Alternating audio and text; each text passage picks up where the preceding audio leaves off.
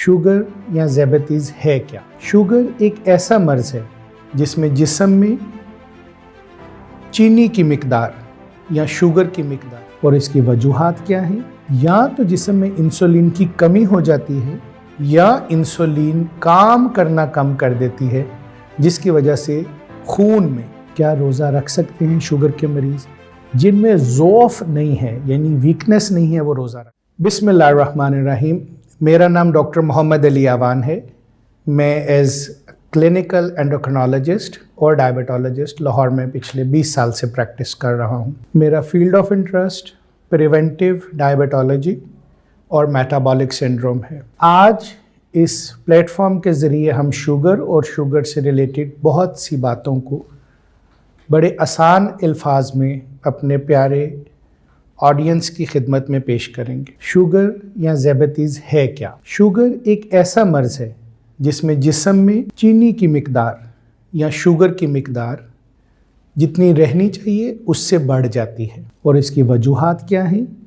या तो जिस्म में इंसुलिन की कमी हो जाती है या इंसुलिन काम करना कम कर देती है, जिसकी वजह से खून में मिकदार शुगर की उन लेवल से बढ़ जाती है जो नॉर्मल इंसान में रहने चाहिए।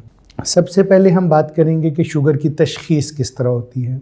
किसी भी शख्स को अगर सिम्टम्स आना शुरू हो जाएं, अलामात आना शुरू हो जाएं जो शुगर की अलामात हैं, तो हमें शक पड़ता है कि इसको शुगर हो सकती है और उसके बाद हम उसका टेस्ट करते हैं और अगर टेस्ट में लेवल्स उन नंबर्स को क्रॉस कर जाएं जहां से तहकीक से साबित शुदा शुगर का मर्ज़ शुरू होता है, तो हम मरीज़ को कहते हैं कि उसे शुगर हो गई।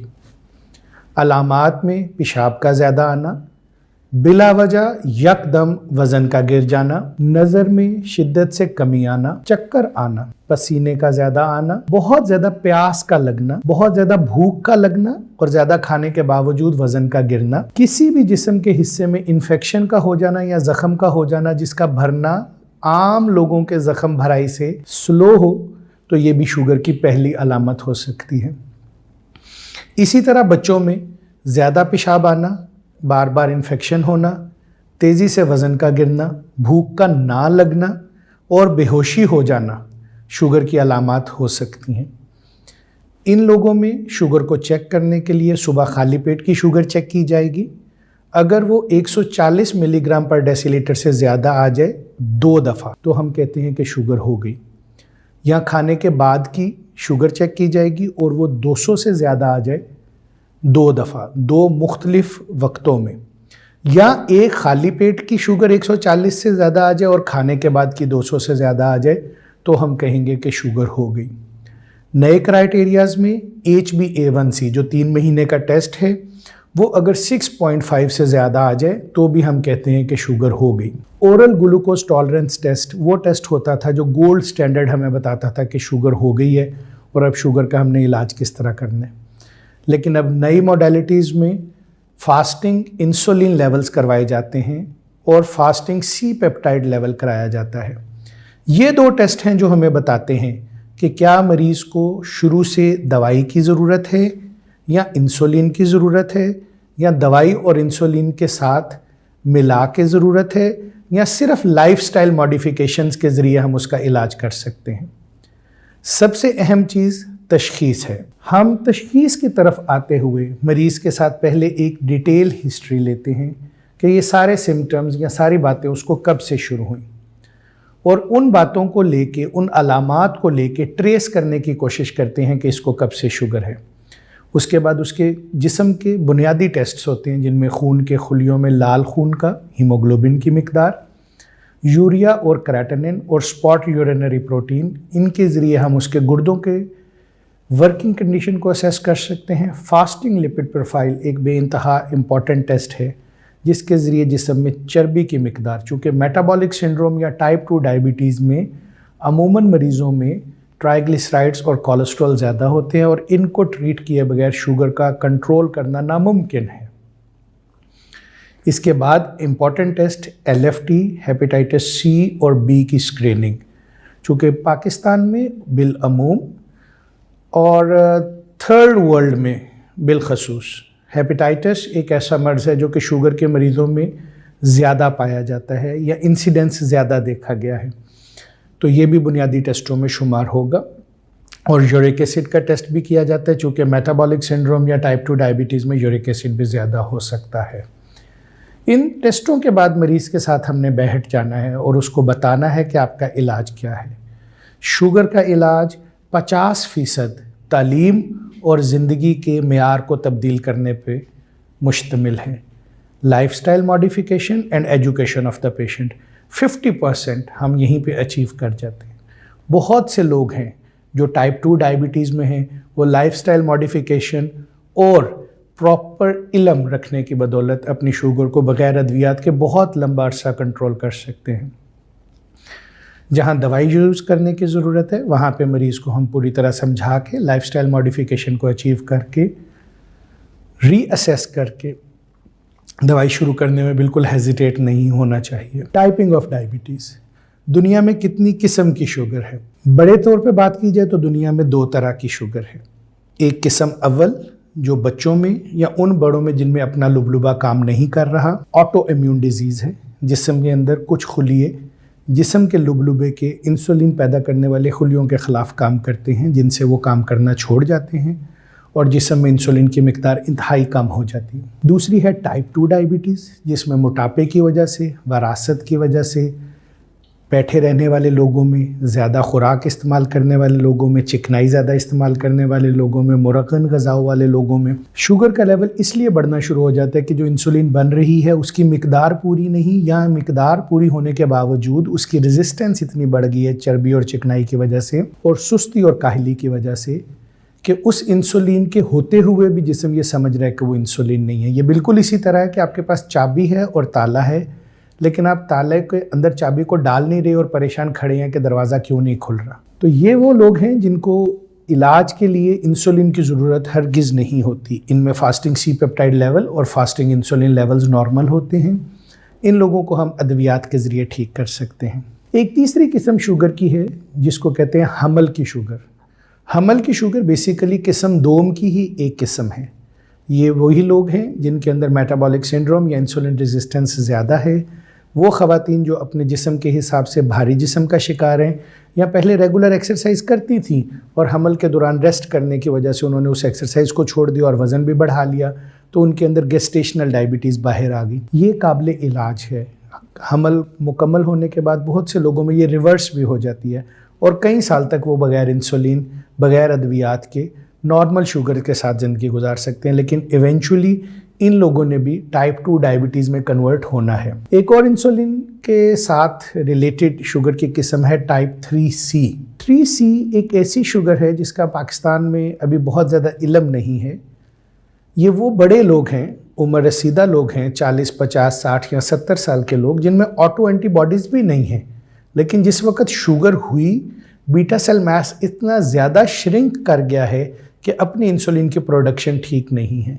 इनके अंदर फास्टिंग इंसुलिन लेवल्स बहुत कम होते हैं, सी पेप्टाइड लेवल बहुत कम होता है, लेकिन ऑटो एंटीबॉडीज़ नेगेटिव होती हैं। एंटीबॉडीज़ वो टेस्ट है जिसके ज़रिए हमें ये पता चलता है कि क्या ये ऑटो इम्यून डिजीज़ है या लाइफस्टाइल वाली डिजीज़ है। कौन सी एंटीबॉडीज़ ज़्यादा की जाती हैं? आइलेट सेल एंटीबॉडीज़, उसके अलावा anti GAD65 antibodies, anti insulin antibodies और एंटी जिंक एंटीबॉडीज़। ये सब कुछ बताने का मकसद ये है कि वो तमाम लोग जो इंसुलिन ले रहे हैं, अगर उनके अंदर एंटीबॉडीज़ नहीं हैं और उनका फास्टिंग इंसुलिन लेवल नॉर्मल है और उनका fasting C peptide level normal है, तो वो अच्छी खुराक, एक्सरसाइज और प्रॉपर मेडिकेशन के साथ इंसुलिन से बच सकते हैं।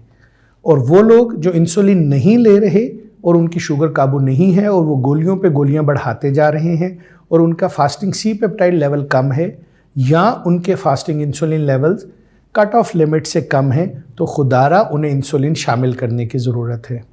हमने एक लफ्ज़ इस्तेमाल किया, गैर ज़रूरी इंसुलिन। गैर ज़रूरी इंसुलिन क्या है? वो तमाम लोग जो बहुत ज़्यादा वज़न का, बहुत ज़्यादा बैठे रहने का, बहुत ज़्यादा खुराक का और मुरगन ग़िज़ाओं का शिकार हैं, वो अगर इंसुलिन लगाएंगे तो उनका वज़न और बढ़ता जाएगा, उनके अंदर चिकनाई और चर्बी का मिकदार जिस्म के अंदर बढ़ता जाएगा। یہ وہ لوگ ہیں جنہیں ایجوکیشن کی ضرورت ہے، جنہیں یہ سمجھانے کی ضرورت ہے کہ آپ نے ایکسرسائز کرنی ہے، واک کرنی ہے، پرہیز کرنا ہے، اور اب ادویات ایسی آ گئی ہیں جن کے ذریعے وزن کم ہوگا اور شوگر بھی قابو ہوگی، جن میں GLP-1 انٹیگونسٹس ہیں، ہمارے پاس میں ایمپاگلیفلوزن اور ڈیپاگلیفلوزنس ہیں جو کہ پیشاب کے رستے چینی کا اخراج کرتی ہیں۔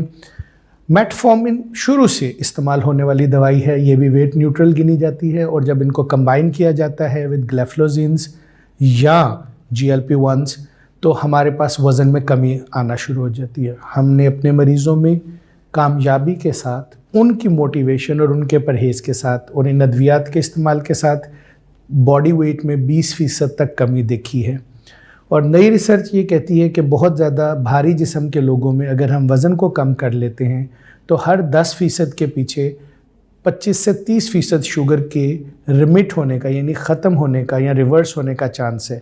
تو اگر 130 کلو کا ایک شخص اپنا وزن کم کر کے 100 کلو یا 90 کلو پہ لے آتا ہے ہیلدی ایکسرسائز، ہیلدی ڈائٹ اور ہیلدی ادویات کے ذریعے، تو اس کو ہو سکتا ہے کہ بعد میں شوگر کی دوائی کی ضرورت ہی نہ رہے۔ لیکن اگر وہ 130 کلو پہ انسولین لگا رہا ہے اور بلا وجہ بیٹھا ہوا ہے اور کھائی جا رہا ہے اور اس زوم میں خوش ہے کہ میرا نمبر کنٹرول ہے اور اس کا وزن ہر سال 10 کلو بڑھ رہا ہے، تو ایک وقت آئے گا کہ انسولین ریزسٹنس اس انسولین کو کام ہی نہیں کرنے دے گی۔ یہ ہے غیر ضروری انسولین۔ یہ خیال غلط ہے کہ انسولین کی ضرورت ہو تو انسولین نہیں لگانی، وہیں یہ خیال بھی غلط ہے کہ جہاں انسولین کی ضرورت نہیں ہے وہاں پہ انسولین فرسٹ لائن ٹریٹمنٹ ہے۔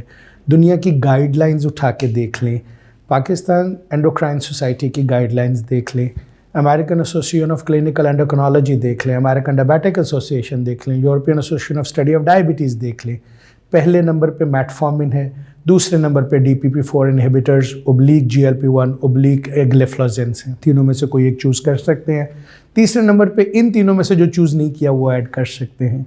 چوتھے نمبر پہ سلفونال یوریاز کا رول آتا ہے، اور پھر انتہائی ریزسٹنس لوگوں میں گلیٹازونز کا رول آتا ہے، پھر جا کے بیزل انسولین کا رول آتا ہے۔ تو گزارش یہ ہے کہ خدارہ نہ تو انسولین کو ہم نے غلط علاج سمجھنا ہے جہاں اس کی ضرورت ہے، اور نہ اس کو واحد یا سیف علاج سمجھنا ہے جہاں اس کی ضرورت نہیں ہے۔ انسولین یا ادویات جو آپ کے لیے بہتر ہیں ڈاکٹر سے ڈسکس کریے، کراس کوسچن کیجئے، اپنے آپ سے کراس کوسچن کیجئے اور پڑھیے۔ شوگر پڑھائی کا نام ہے، ڈاکٹر کا بھی کام ہے کہ آپ کو پڑھائے اور آپ کا بھی کام ہے کہ آپ ڈائبٹیز کو پڑھیں۔ اب ہم آتے ہیں شوگر کے علاج کی طرف کہ جب آپ نے ادویات لے لی تو سب سے زیادہ ضروری کیا چیز ہے؟ دوائی کھانا بالکل ضروری ہے، لیکن پرہیز کرنا اس سے بھی زیادہ ضروری ہے، اور دونوں چیزوں سے زیادہ ضروری چیز ہے ورزش۔ شوگر کا مریض اپنی کمزوری اور کاہلی کی وجہ سے اور ادویات کے ایسے استعمال کی وجہ سے جن میں جسم میں کمزوری بھی ہو سکتی ہے، بستر کے اوپر لیٹے رہنے والا ایک بندہ بن جاتا ہے، جس کو ہم اپنی لینگویج میں کاؤچ پوٹیٹو کہتے ہیں۔ یہ لفظ برا ہے لیکن یہ واحد لفظ ہے جو ہمارے ایکسپلینیشن میں یوز ہو سکتا ہے اس وقت۔ ہم جب اس کو کہتے ہیں ایکسرسائز کرے اور وہ خود بھی موٹیویٹ ہو کے ایکسرسائز کرنا شروع کرتا ہے تو وہ پہلے دن ہی جا کے 5 کلومیٹر کا راؤنڈ لگاتا ہے اور پھر ایک ہفتہ بستر پہ پڑا رہتا ہے۔ اس طرح نہیں کرنا، اسٹرکچرلڈ ایکسرسائز پلان لینا ہے۔ ہو سکتا ہے شروع میں آپ کو 2 یا 5 منٹ کی ورزش کا کہا جائے۔ اگر آپ مرد ہیں اور آپ میں دل کی کوئی تکلیف نہیں ہے تو جم جوائن کرنا بہت اچھی آپشن ہے، اور جم میں جا کے ہم نے کوئی ڈمبلز نہیں اٹھانے، کوئی ہم نے باڈی بلڈنگ کمپٹیشن میں نہیں جانا، ہم نے ایک ہیلدی لائف سٹائل کی طرف آنا ہے، چونکہ ریزسٹنس ایکسرسائزز سے وزن جلدی کم ہوتا ہے، اور وزن کم کرنا شوگر کے علاج کا ایک ضروری عمل ہے۔